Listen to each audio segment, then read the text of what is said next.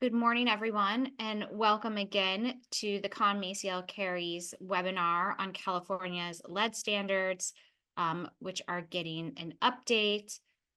They are uh, it's a quite long and detailed regulation. So I'm excited today to be joined by my colleagues Megan Shaked and Anthony Casaletta to go over the lead standards today and all of the revisions in detail. My name is Rachel Kahn, and I'm a partner here in the Workplace Safety Group. I'm also chair of the California practice, where I specialize in everything OSHA, but particularly Cal OSHA. I recently joined the firm last year from Nixon Peabody, where I led their national OSHA practice.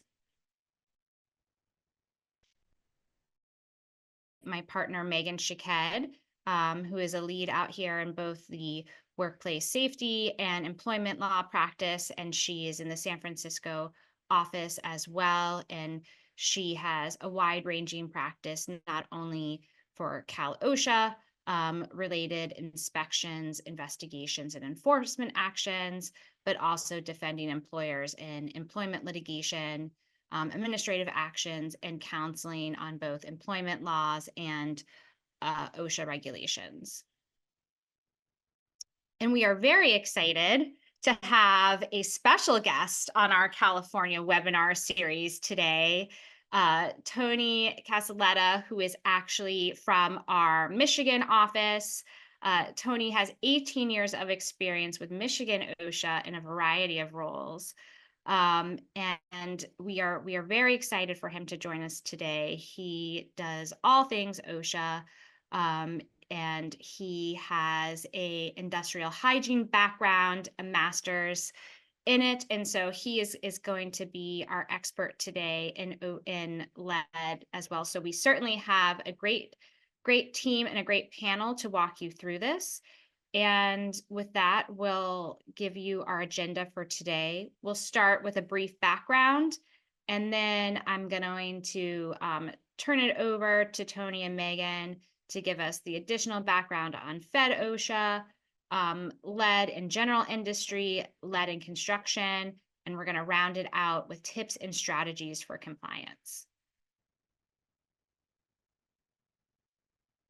So we'll kick it off with just some brief background about the lead standards.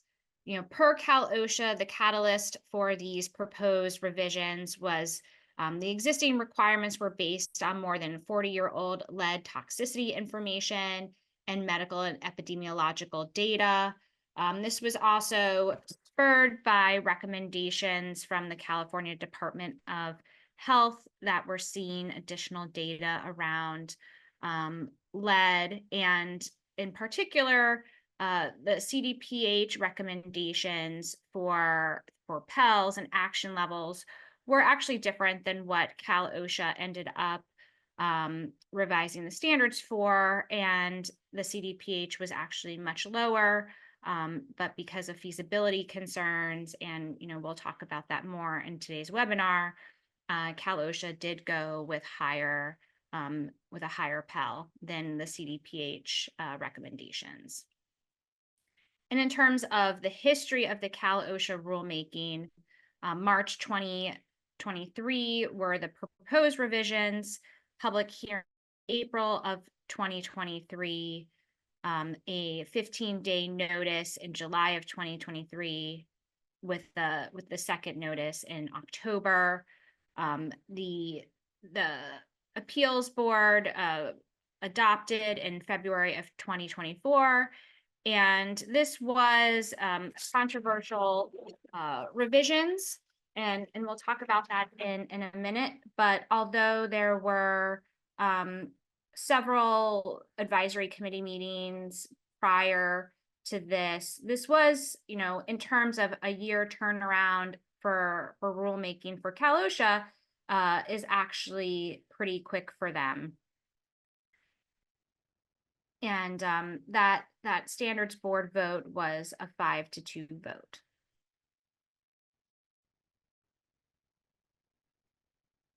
So there was compliance concerns raised in the rulemaking process by employers, and some of those concerns were the assumptions and the data used in the lead exposure models result in overly protective proposal. The lead studies relied on by Cal OSHA were based on correlation rather than causation. If less than 1% of workers in construction have tests that show elevated blood levels under the current standard, then why is this amended regulation necessary? The requirements are too burdensome and too disproportionately burdensome for smaller businesses. For example, requiring 4 blood level tests in the first 6 months. And one of the biggest ones is that Cal OSHA grossly underestimates the cost to employers and to contractors. And the cost to the construction industry also has a huge impact on other industries, which also should be considered. And I think Cal OSHA would say in part that some of these concerns were addressed in them pushing out the compliance deadline 6 months. But this ended up being a controversial rule. Employers really wanted to see this go back to the advisory committee process to continue to discuss prior to the vote. But it did end up being adopted earlier this year. And with that, I'm going to turn it over to my colleagues that can get into the nitty-gritty details of what these new revisions entail. Thank you, Rachel. Thank you, everybody, for joining us today. I'm excited to join this webinar and work with my California colleagues. My area of practice is primarily federal OSHA, in federal and state plan OSHAs. I do not have a lot of experience with California OSHA, so I was very excited to have this opportunity to kind of peek behind the curtains and get a better understanding as to the rules and regulations and how they're put into place. And it's an interesting process. And one of the things that when I initially started with this project was as an industrial hygienist, a formerly practicing industrial hygienist with Michigan OSHA, as well as my scientific background, I was shocked to see how low the levels that were adopted by California OSHA. So the federal OSHA levels, as we all know, are 50 micrograms per cubic meter for the permissible exposure limit, which is the 8-hour time weighted average that employees are allowed to be exposed to. And then there's the 30 micrograms per cubic meter for the action level. And for those of you that may not necessarily know the difference between the action level and permissible exposure limit, the action level is kind of when you get to this level, certain items need to be kind of implemented. Think of it as a stoplight. The permissible exposure limit is the red part of the stoplight. The action level is the yellow. Everything else is the green. So if you're below the action level, everything is good. But the action level is kind of putting you on notice that you've got some issues to be concerned with. And then for lead, as an expanded standard, it does have specific requirements that come in at the action level, specifically medical surveillance.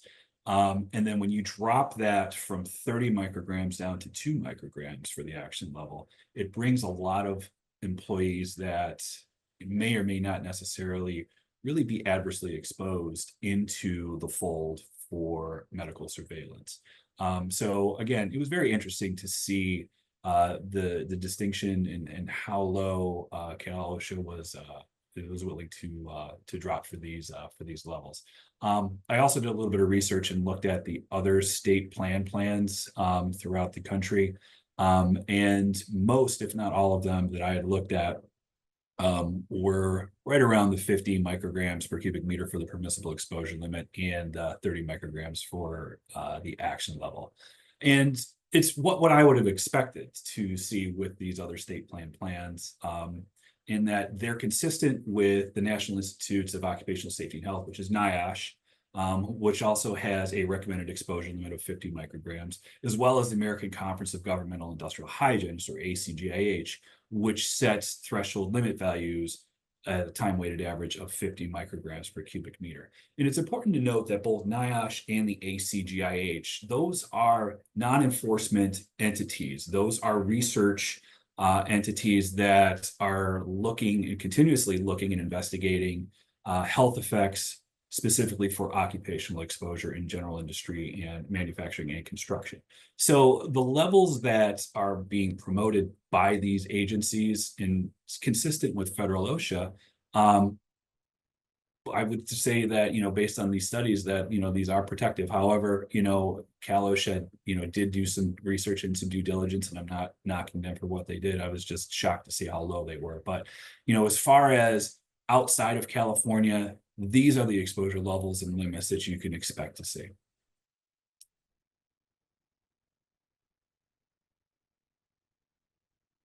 Thanks, Tony. So this begs the question a little bit, and Rachel provided some of the formal rulemaking background, but kind of how did we get here with California? And even prior to the formal rulemaking process, which started in 2023, there's quite a bit of history underlying this rulemaking that gives us a little bit of an explanation of how we got to the levels where we are now. And, unlike referencing NIOSH and ACGIH, in California, there was quite a bit of reliance on the science that was being presented by the Department of Public Health, CDPH, the California Department. So there were studies and symposiums and a lot of presentations on the science of this.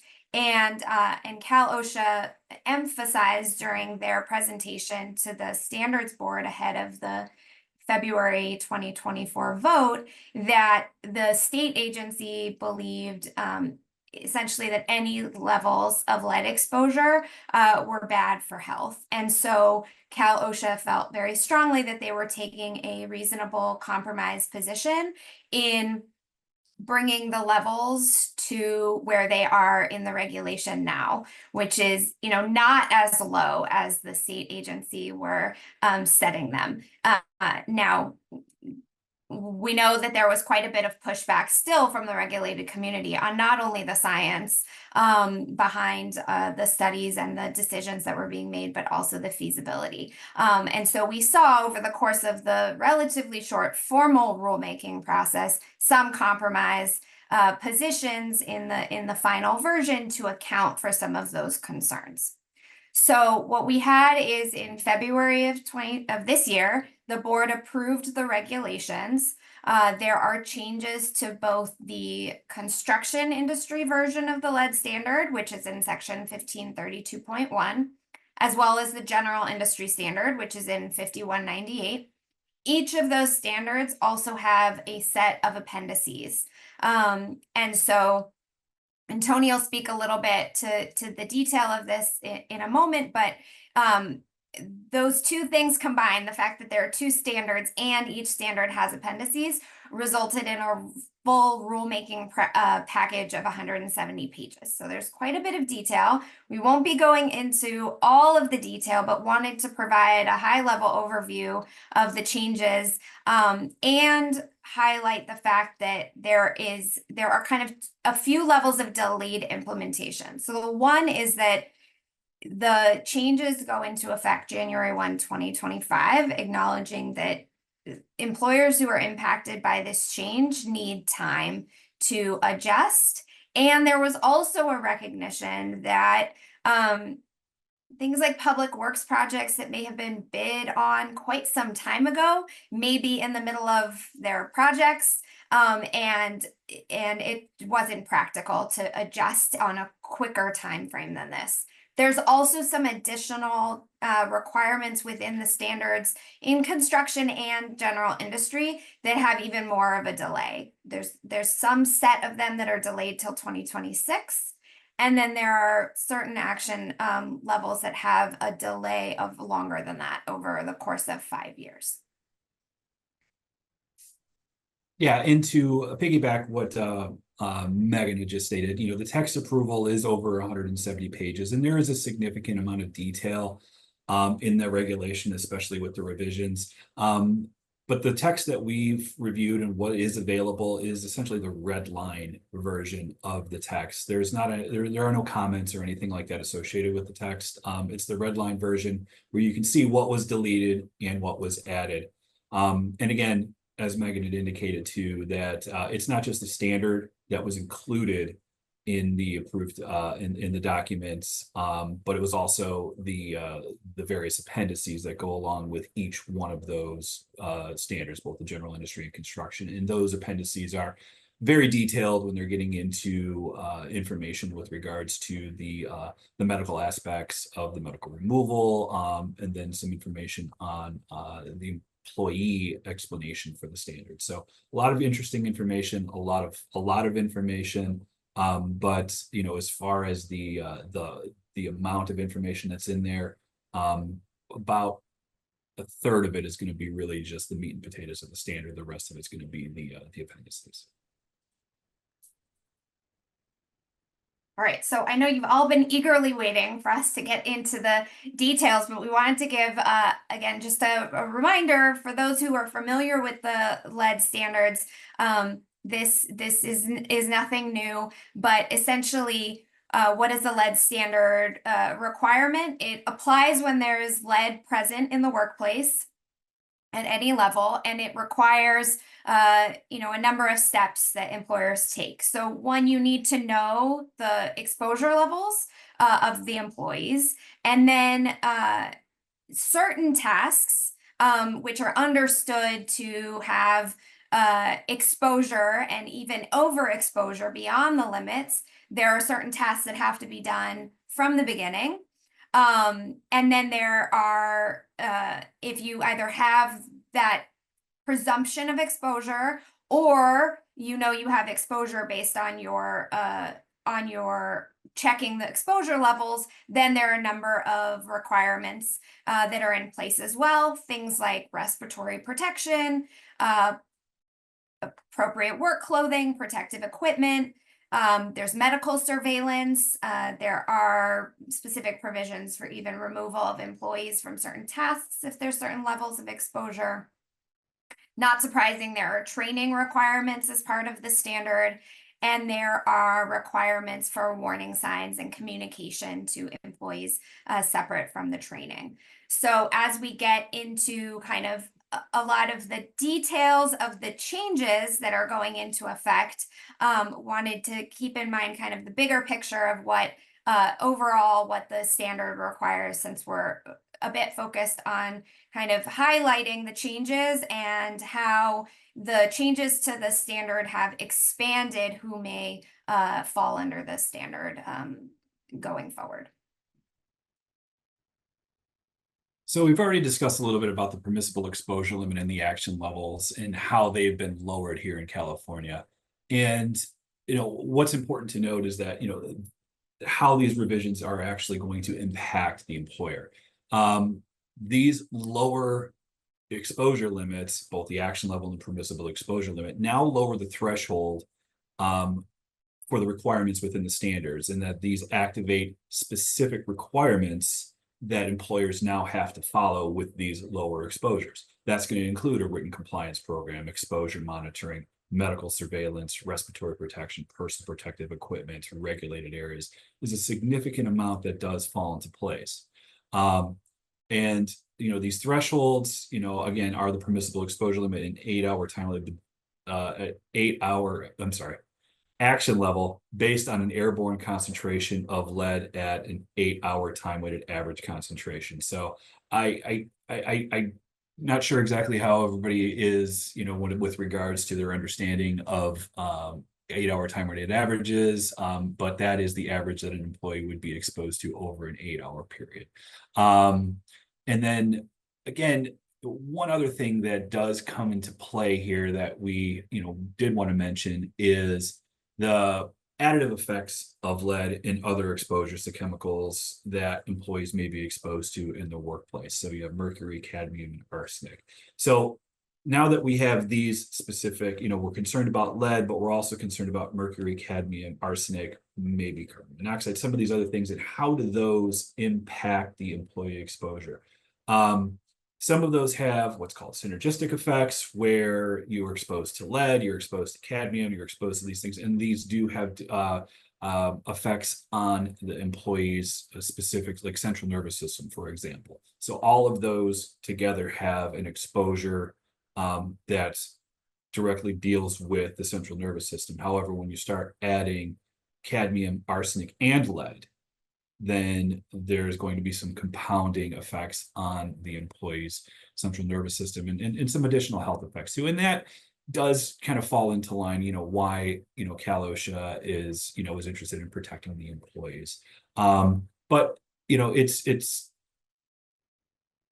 it's an interesting position, and it's good to know. And in dealing with federal OSHA, we have seen this come up. At least I've seen this come up in a few of my with a few of my clients, where there's an additive effect citation that you may be exposed to below the permissible exposure limit, but if you're exposed to mercury, cadmium, and arsenic, there is an equation that they can use to identify that even though you're below the permissible exposure limit, these put together puts you over an established limit. There's a calculation. It's getting a little bit into the weeds in here, but I just wanted to kind of bring this up, that with this new level, this does present a potential issue with enforcement for air contaminants. So again, we can talk about this. If you have questions, please feel free to reach out to us. We can explain that a little bit more. I don't want to get too much in the weeds, but I definitely wanted to make sure that with these lower levels, it does have a potential effect on additive effects, as well as potential airborne exposure and cumulative effects.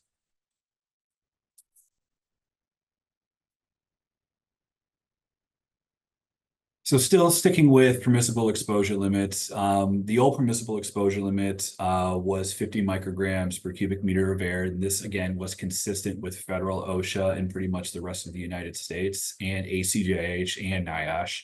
The new permissible exposure limit is now down to 10 micrograms per cubic meter, which is, like, again, a very significant drop. Now, there are a few exceptions, and Rachel's going to talk about the general industry exceptions here too, but for the purposes of construction, there are certain industries that Cal-OSHA did recognize in the new draft of the rule that kind of cuts out this specific industry. So for example, for abrasive blasting, the abrasive blasting permissible exposure limit is 25 micrograms. That's until January 20, no employee conducting abrasive blasting shall be exposed to an airborne concentration of lead greater than 25 micrograms per cubic meter. So that is kind of the interim exposure limit for employers engaged in abrasive blasting operations up until 2030. So until then, you're allowed to be, the permissible exposure limit for that specific work operation is 25 micrograms. And a lot of that probably has to do with the fact that abrasive blasting is an inherently dusty operation with extremely high concentrations of lead. If they're doing bridge remodeling or whatever it may be, there's always going to be high concentrations of lead. And to require an employer to comply with 10 micrograms is, maybe Cal-OSHA's logic is that that's just too problematic. So instead we'll give it 25 micrograms, which is still extremely low for an abrasive blasting operation. They did take that into consideration, and general industry has a few of those as well too. And like I said, Megan's going to discuss those. But going back to the action level, the old action level was 30 micrograms, again, without the use of respirators. And the new action level is 2 micrograms per cubic meter. So very, very low. With this new action level, very few. It's not going to take much for an employer to get to that action level if they're doing work with lead-containing material throughout the day. So something to consider. Thanks, Tony. So Tony mentioned this concept of the exception in construction. So there's a concept in general industry, which is now coined separate engineering control air limit, where certain work operations that are historically known to generate significantly higher exposure levels, where compliance with this lowered Pell may not be feasible. There's an acknowledgement of essentially an exception. So certain industries and processes are spelled out in the regulation with the CCAL and implementation dates. So you see that, for example, lead acid battery manufacturing has a level of 50 on January 1st, 2025, when the initial effective date, and then down to 40 5 years later. And this isn't the entire chart. There's more to it in the regulation, but it does apply for certain industries, certain processes. And then I'm trying to remember if we had there's a kind of an alternate process that have to do rather than or an alternate allowance in the regulation that, rather than talking about the process, is actually geared towards the materials that the employee may be interacting with. And this one, Tony will cover this concept, which is, again, kind of these two little buckets that are a somewhat refined concept in this new version, and obviously impacted by these much lower levels. Thank you, Rachel. Thank you, Megan. I'm sorry. Yes, the presumed significant lead work, the PSLW. So this is a new addition to the general industry standard. Federal OSHA in construction had a similar requirement. It wasn't necessarily categorized by the percentage of weight, but it was more towards a specific work operation. Percentage of lead by weight is more geared towards a specific work operation, which is kind of outlined here in this standard. But what it is saying that, while you're not necessarily covered by the previous slide, the CCAL, these presumed significant lead work operations presume an elevated exposure. And as such, you are going to be required to provide what's called interim protection. And I'm going to talk about that here in a second. But to meet that qualification of PSLW, you would have to be working with a product that contains lead equal to or greater than 0.5% by weight.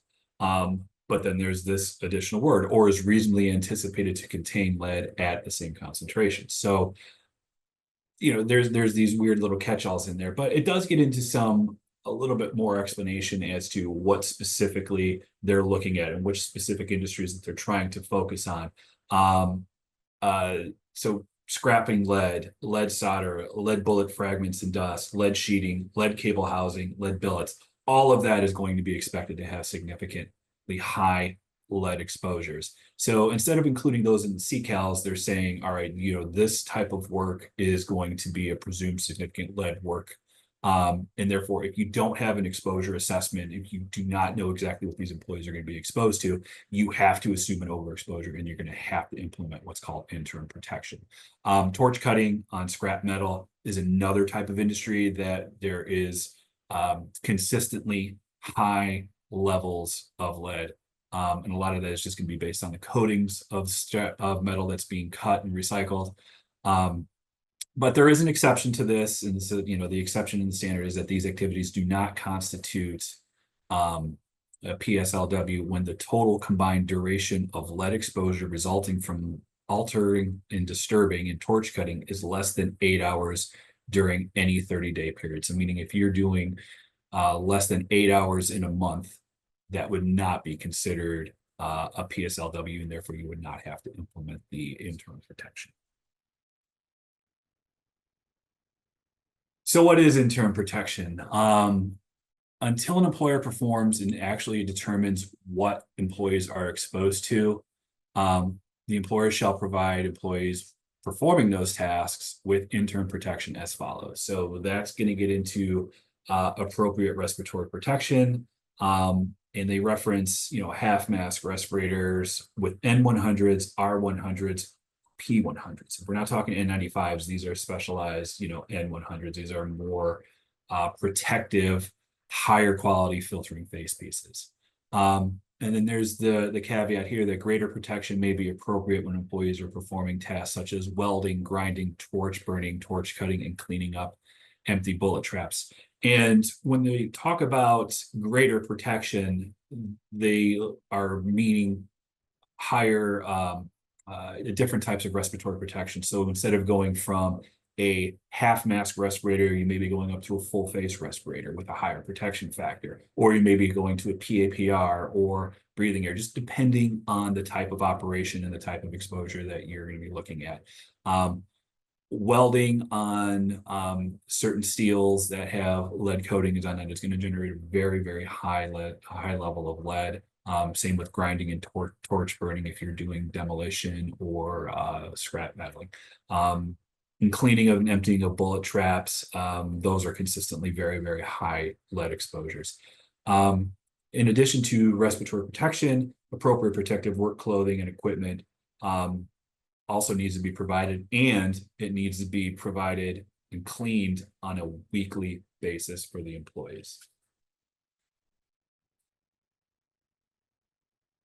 A few other additional interim protection measures that need to be implemented include medical surveillance, which includes blood lead testing, specific employee information and training on lead, and posting of signs, just again, warning employees of, lead in this area.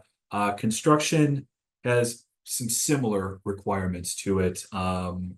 For the purposes of interim protection, if you qualify for the specific tasks outlined in that standard. Those include providing employees with change areas where they can change from contaminated work clothes into clean street clothes for them to go home. Providing of shower facilities for showering, and then also having designated eating areas for employees to have their shift.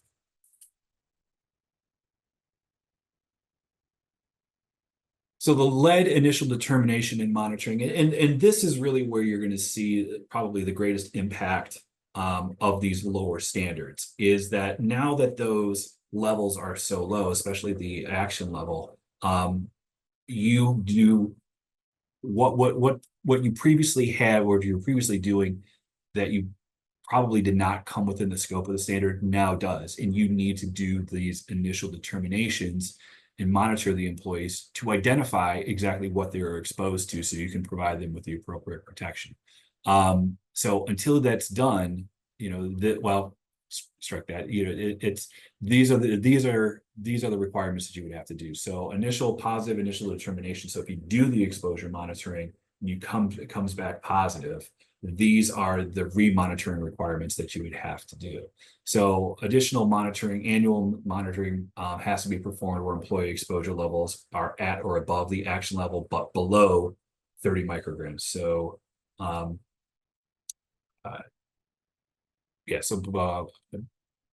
or above the action level, but below 30 micrograms, you have to do it annually. So above 2 micrograms, but below 30 micrograms, only have to sample once a year. You would have to sample twice a year where employee exposure levels are above 30, but below 50 micrograms per cubic meter. And then every 3 months where employees' exposures are at or above 50 micrograms per cubic meter. Employees must make a written record of any negative initial determinations that they make. And one of the new changes that they've made is the previous standard did talk about social security numbers, which is a personal identification, personally identifiable information. They've removed that requirement, and instead you can put some other unique identifier for that employee. Sometimes it's an employee identification number, or maybe a birth date. But one thing I do want to kind of stress here is, and I've seen this in my practice, but I also saw this while I was doing enforcement with Michigan OSHA, is the importance of written records and identifying and explaining and maintaining good documentation of negative initial determinations. And we're going to talk about that in a little bit. But you want to make sure that you have these records available, because you don't want to have to reinvent the wheel every time. And if you have a negative initial determination for a specific product, and this is a product that you're going to be using on a regular basis, you can use that negative determination for another work site. But again, it has to be apples to apples. It can't be apples to oranges. So you can't say, all right, I've done some initial exposure monitoring and it came back negative. So I'm going to use this at this different project. Well, that initial project, you were working outside, with fresh air. And this next project you're working on, it's in a confined space, where there is no ventilation. Those are not apples to apples. Those are two completely separate situations that can drastically affect the exposure results for those employees. So establishing good records will allow you to utilize the sampling that you've already done for possible other work operations in the future. So it's just something I want to, it's not something that's indicated in the standard, but this is just some experience that I've had through enforcement and then through my experience with clients that I do want to stress with the employees or employers. Thanks so much. So moving on to the requirement for the written plan. So existing as part of the requirement for employers to have their written compliance program. So it has to address steps to reduce exposures to at or below the PEL or the CCAL, if that's applicable. And the focus here is solely by means of engineering and work practice controls, regardless of exposure levels. So some additional requirements to the written plan, there is an emphasis on this feasibility aspect and an acknowledgement that there may be circumstances where certain steps are infeasible, but the agency is putting the onus on the employer to demonstrate that, document it, and explain it. So any engineering and work practice controls considered in meeting the PEL but not implemented due to infeasibility, there has to be an explanation of how each was determined to be infeasible. Previously, you could rely on a report of technology considered in meeting the PELs, but without taking that next step to explain and document the infeasibility. And we see that in other rulemakings and other standards too, where the agency, if an employer is going to rely on an argument of infeasibility, then the burden is really on the employer to show that, demonstrate that, and document it. And then any revisions updates are documented in writing. For the next two slides, Tony and I are going to take turns talking about just generally some of the compliance methods and highlighting some of the changes, but just kind of going a broad overview.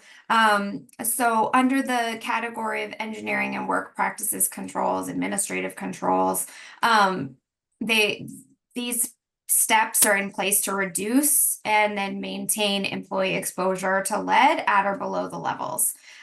So there are some allowances again in terms of feasibility, with the burden on the employer to show that. And then in those rare circumstances, there can be a reliance on respiratory protection to provide added protection to employees where the other controls may not be getting them down to that level. So generally speaking, reliance on respiratory protection is not, that's kind of put to the side. You can't consider respiratory protection and getting to the levels that are required. But in certain circumstances where, particularly if there's infeasibility, then respiratory protection it can be relied upon. Protective clothing is also something, as we see in other sorts of similar requirements. The protective work clothing that's necessary and required has to be provided to the employee at no cost. There are also some changes to the prohibitions of consumption. So as you can imagine, if somebody has exposure to lead, they don't want those folks on their breaks to take a sip of water or eat their lunch and get lead exposure through consumption. So there's some additional prohibitions that protect against this. There are allowance sometimes there are competing interests with even within Cal OSHA regulations themselves. So as you can imagine, with the higher temperatures, heat illness is always a concern this time of year. So there is an allowance for access to drinking water at a much higher level, at a 50 level, so that there is an acknowledgement that there may be circumstances where employees still need access to water, balancing the risk of consumption exposure to lead. Yeah, and there was a question that just came through, with regards to how will this affect healthcare? We can look into that a little bit. Megan, I don't know if you have any input on that, or if you've got any, or if Rachel has anything to indicate to that. But as far as its impact on healthcare, I'm not sure exactly how it is going to impact it. I would imagine it does have some form of an impact on there, but it's off the top of my head, it's not something I can answer. Yeah, we're happy to talk about it in particular circumstances. Make sure we understand the question. Yeah. So I just want to piggyback a little bit on what Megan was talking about with regards to prohibition of consumption, and then getting into the work site hygiene. From an industrial hygiene standpoint, poor hygiene and ingestion, that's really where we're seeing the most. That's where you're really going to see probably the highest intake of lead. It's not going to be so much from the airborne exposure, which you will see it depending on the task if they're not properly protected, but poor hygiene is really going to be probably one of the primary sources of employee exposures. And then when you're getting into the medical aspect of it, when you have these elevated blood leads, that's typically where you're finding it, is that employees are not practicing good personal hygiene. Is they get done with the project, they're going to go on lunch, they don't properly wash their hands, they pick up their sandwich, they contaminate it, and then they eat it. That's going to increase the amount of blood lead levels. That's going to increase their blood lead levels, which kind of brings into the worksite hygiene and the provision in this in the rule that talks about providing an adequate number of washing facilities and laboratories, and when necessary, provide special cleaning compounds. And then there's the babysitting clause, which is ensure that employees exposed to lead wash their hands, exposed arms, face prior to entering eating areas. And that is it is a cumbersome item, but from an industrial hygiene standpoint, it's very important. And we see this, and when I'm counseling my clients on this, is make sure that is a duty of the supervisor or the foreman or whoever is there, is that employees that are coming off the line or coming off the project, make sure that you are watching and making sure that those employees are cleaning up and taking care of themselves, because poor hygiene or not ensuring that employees are cleaning themselves can result in the ingestion issue and possible elevated blood leads. Again, additional worksite hygiene, some delayed.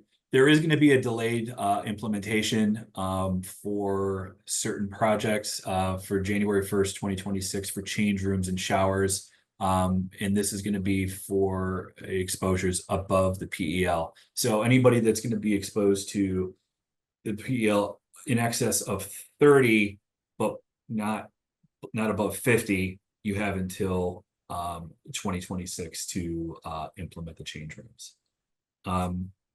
Housekeeping and additional requirements. Is that you, Megan? I can take over, sure. All right. So, yep, additional requirements for cleaning, additional requirements. So this is, things like cleaning surfaces to prevent against accumulation, cleaning floors, surfaces, and dictating particular methods of doing that to control against exposure and spread of the lead throughout the work environment as well.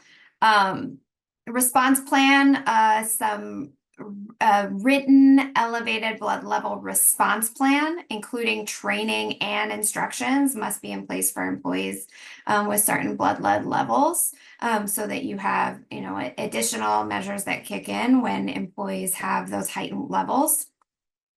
And some of these, the basic requirements are not new. There's just some additional requirements to each of these. So we just wanted to flag all of them.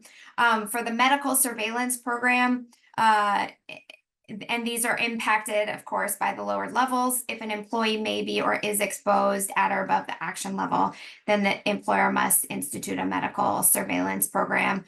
There are some limited exceptions.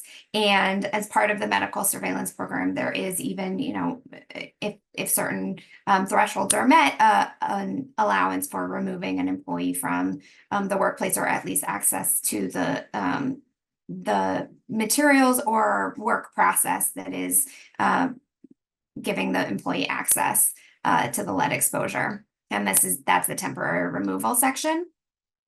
And so there's changes to that with respect to both the lead levels and the steps that have to be taken, with some delayed implementation in that temporary removal changes.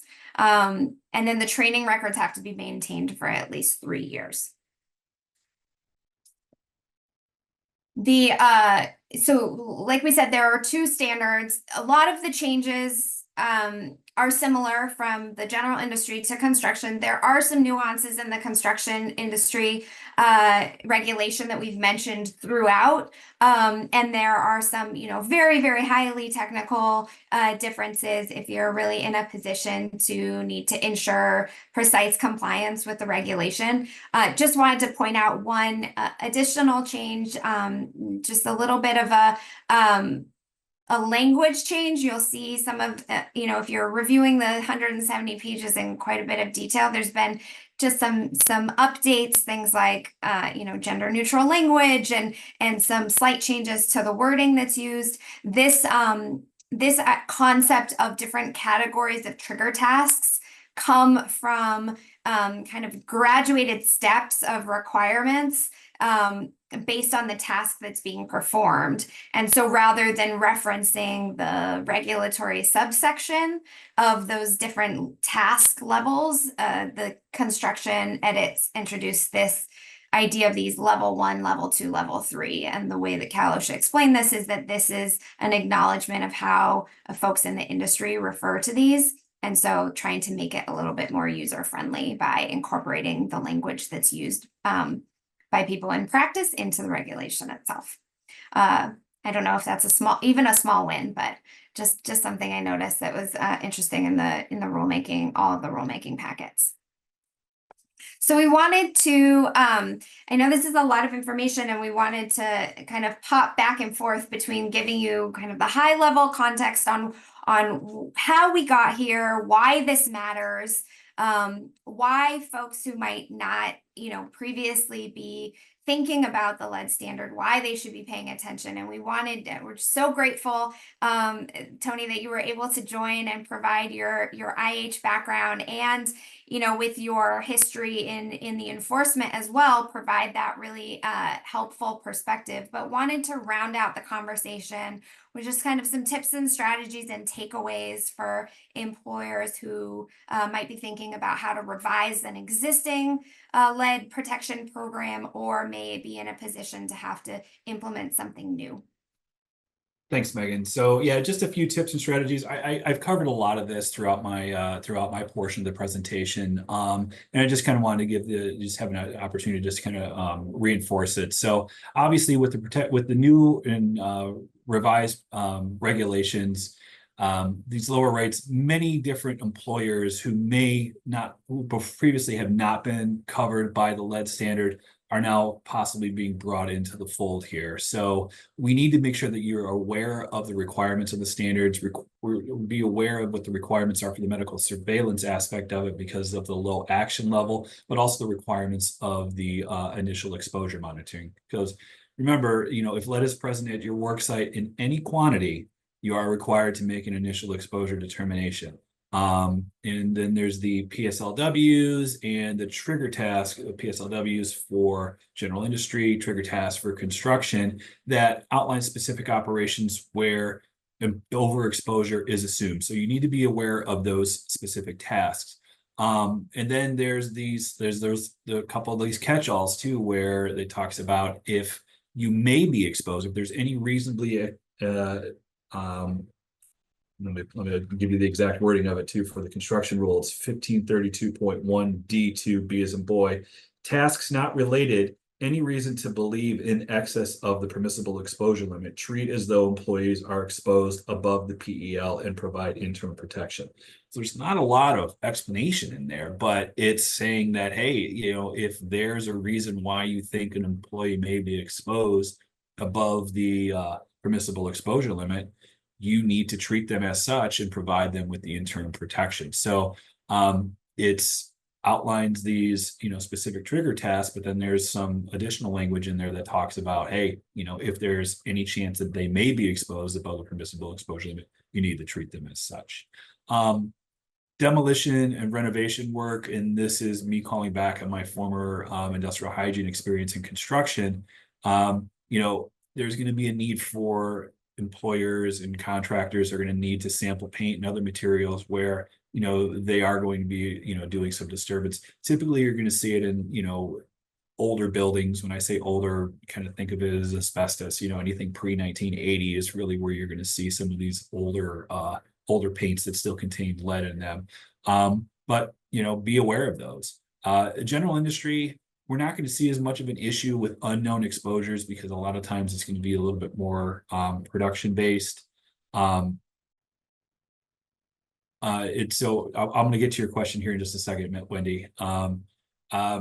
So yeah, for general industry, a lot less exposure. There's unknown exposures. One of the things that I really wanted to stress for clients, and this is something that when I was stressing when I was out in doing my enforcement activities, is having a good sampling database. If you're going to rely on initial exposure monitoring and you're going to rely on previous sampling data, you need to have a really good database of information that outlines specific work operations and specific concentrations of lead and how those interact. You may have situations where you're only going to be working on something for 4 hours, but you have air sampling for a similar process that was 8 hours. And that employee was not overexposed for those 8 hours. You can therefore assume that for that 4-hour exposure, they're not going to be overexposed either. So there's no need to reinvent that wheel, but you need to have that data available in the event that there is a compliance inspection that occurs. Again, accurate records are critical. And I wanted to look at the question from Wendy. How do we determine if a negative initial determination is needed if exposure tasks are not performed? Well, that's the trick. That's the trick. And I with the lower levels at this point, we can look into this a little bit more, but my knee-jerk reaction is that if you're in doubt, you're going to have to do some sampling to make sure that your employees are not going to be overexposed. I just wanted to thank you and Tony for this amazing webinar today. This was incredible. I think so much. You guys covered so much. So if anybody on the call has additional questions, feel free to reach out to anybody on the California team, to Tony. Anybody here would be happy to assist. And for those that are not already registered, here is our 2024 Cal OSHA webinar series. We have several webinars coming up. We also have our companion webinar series on the Fed, for Fed OSHA, and employment law, and make sure that you subscribe to our blogs where we update everyone on this as well. And thank you everyone for tuning in, and the slides and the recording will be available later in a couple, probably early next week, via email to anybody who registered. We also have in here several of our different master classes and services for compliance for workplace violence.